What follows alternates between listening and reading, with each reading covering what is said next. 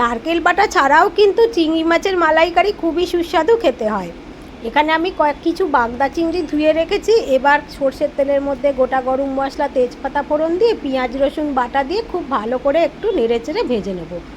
Tomato বাটা দিয়ে দিলাম, এখানে পরিমাণ মতো যতটা চিংড়ি ততটা দেবেন। এবার আমি দিচ্ছি আদা বাটা 2 চামচ দিয়ে দিয়েছি, দিয়ে আবারও ভালো করে কষিয়ে নিচ্ছি। এখন এর মধ্যে দিয়ে দেবো নুন হলুদ মাখানো চিংড়ি মাছটা, সব কিছু একসাথে ভালো করে কষিয়ে নেব।